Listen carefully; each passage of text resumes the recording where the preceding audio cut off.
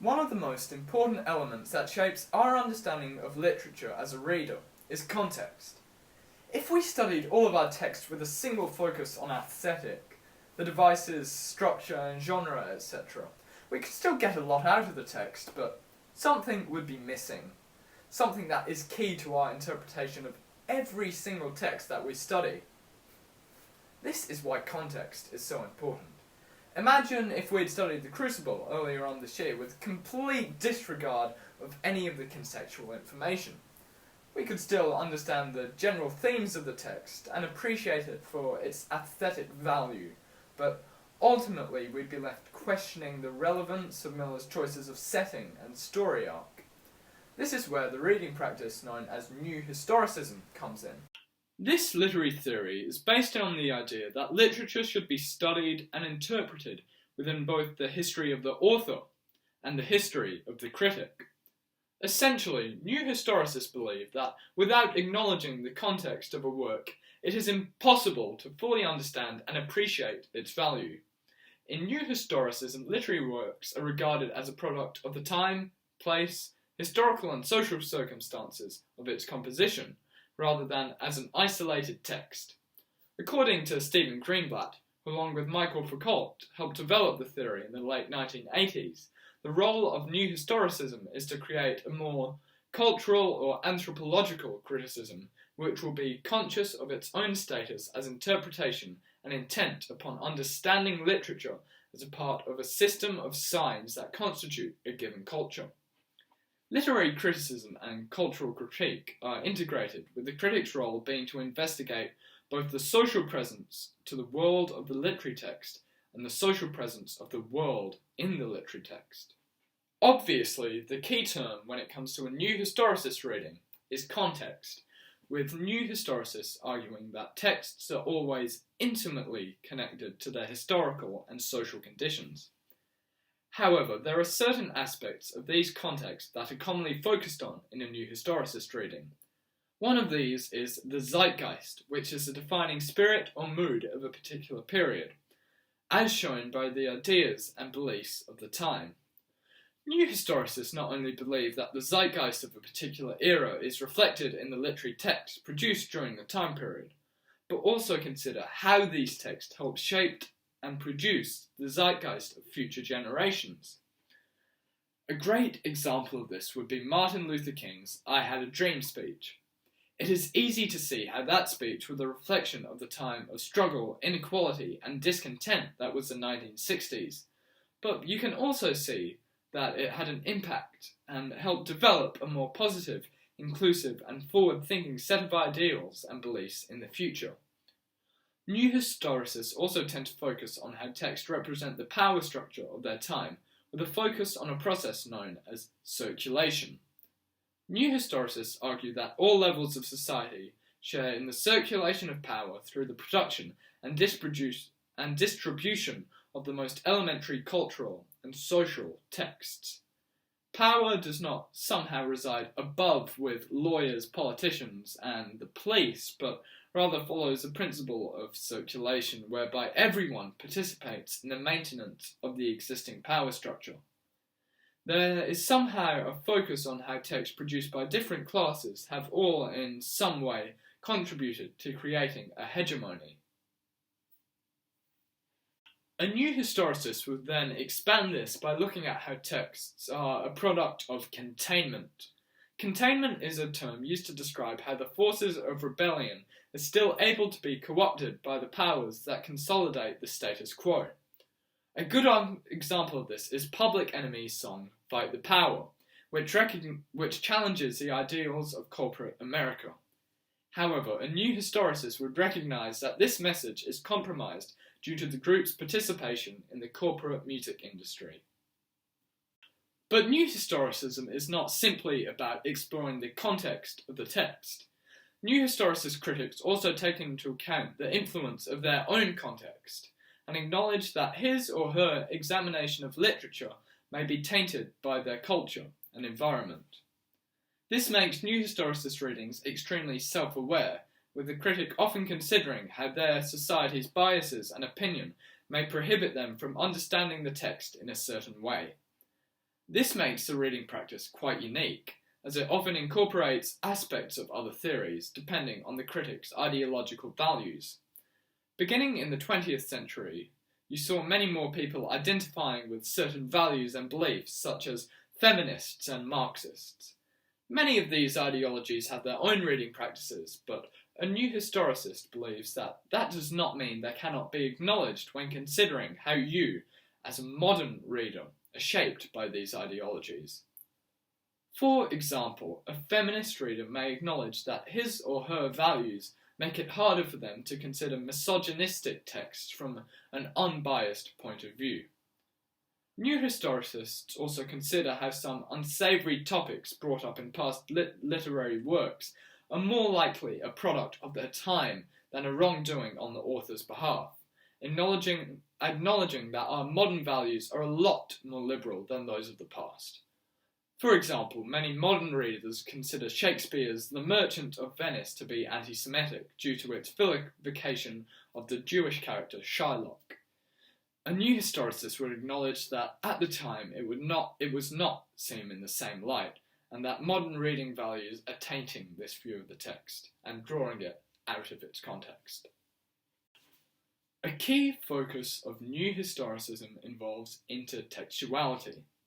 Although this may be seen in other reading practices, for a new historicist it is particularly important.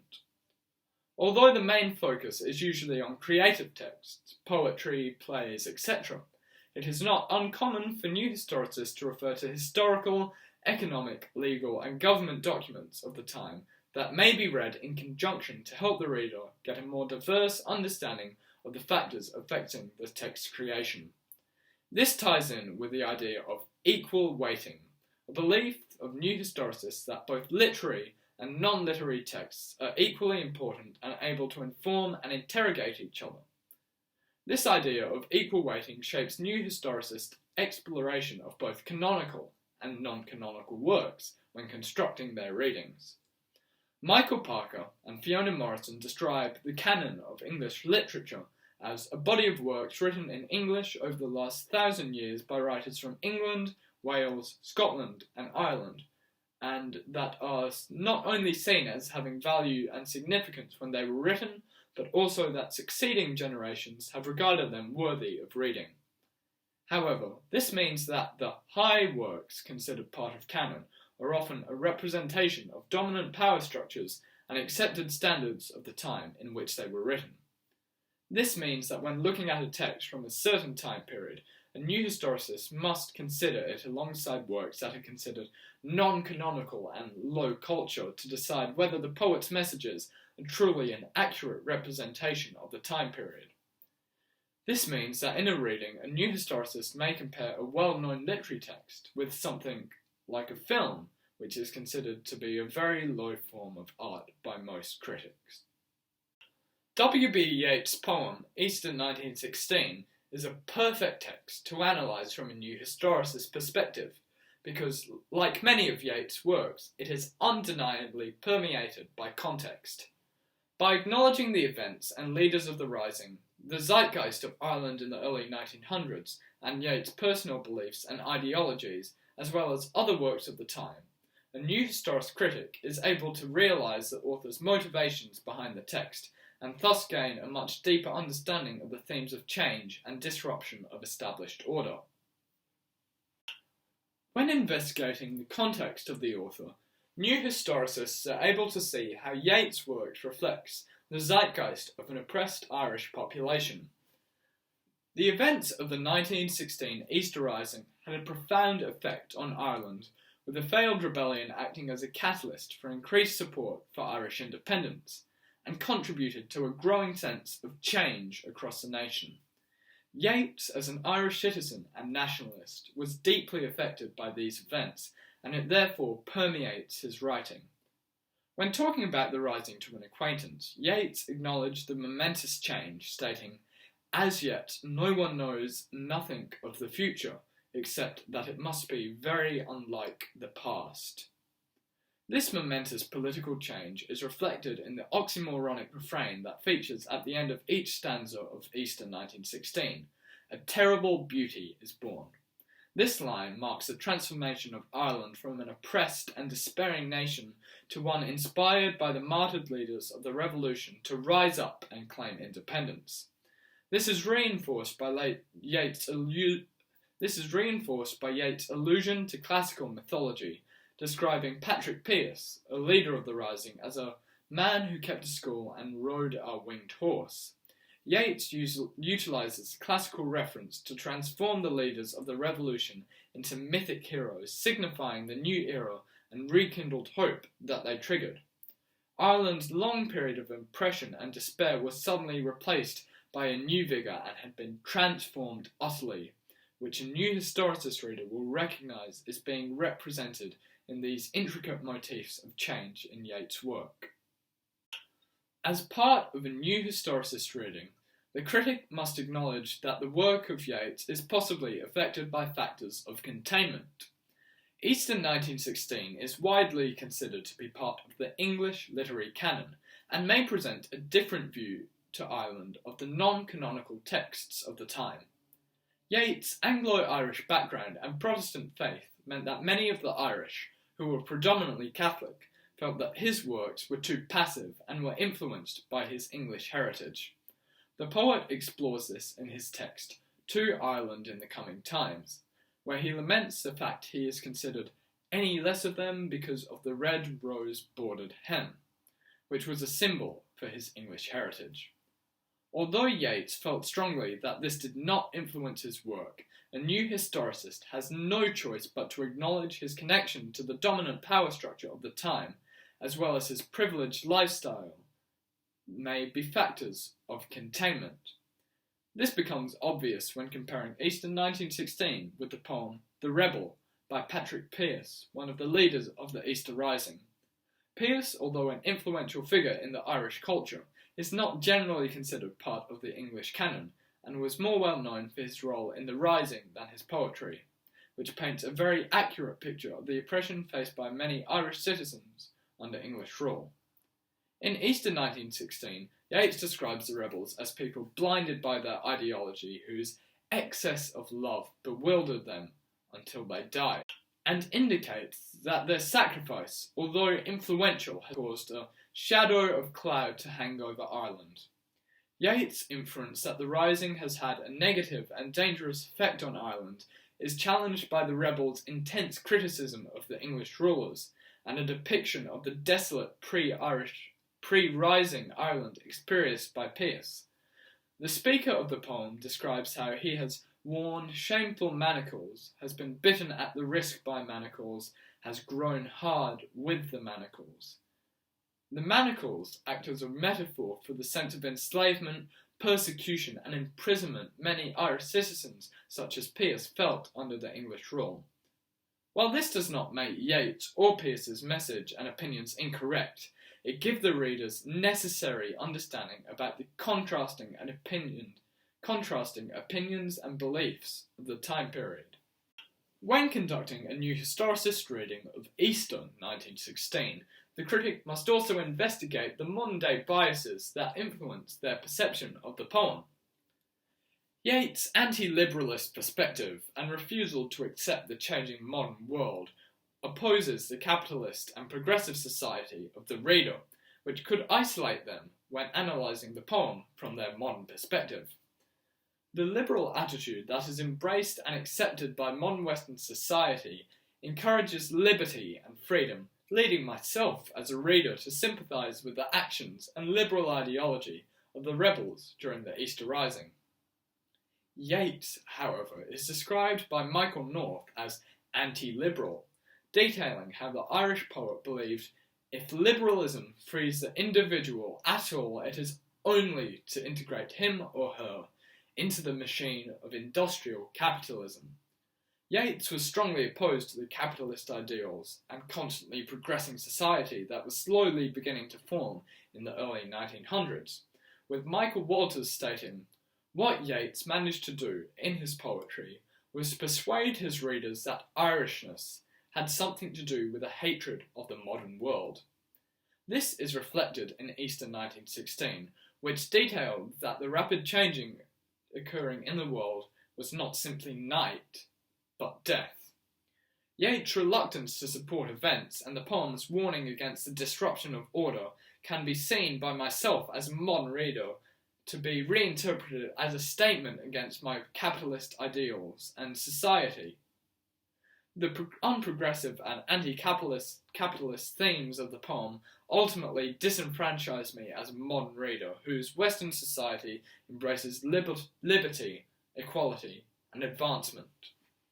As evidenced by my analysis of Yeats' poetry, a new historicist perspective allows critics to conduct a detailed reading of a text that takes into account not only the poem itself, but important contextual details, contrasting works, and acknowledgement of the bias of a modern perspective. And now I will finish this the only way I know how, with a song.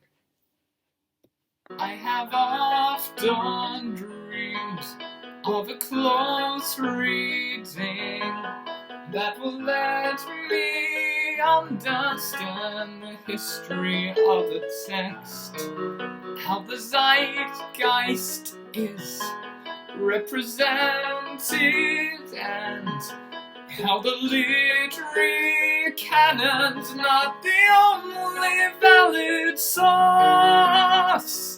New historicists, they can use the context to see how social circumstances are reflected in the text, and how the hegemony stays in power due to the circulation and containment of society. Now we come to Yeats, whose work context permeates. Gee, I wonder what reading practice we will use.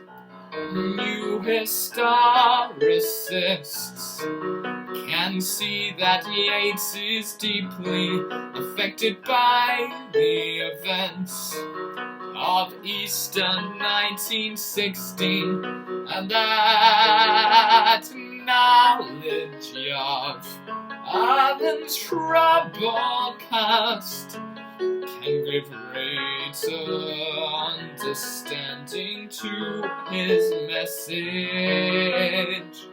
But I also know that my ideology can greatly affect my reading of the text.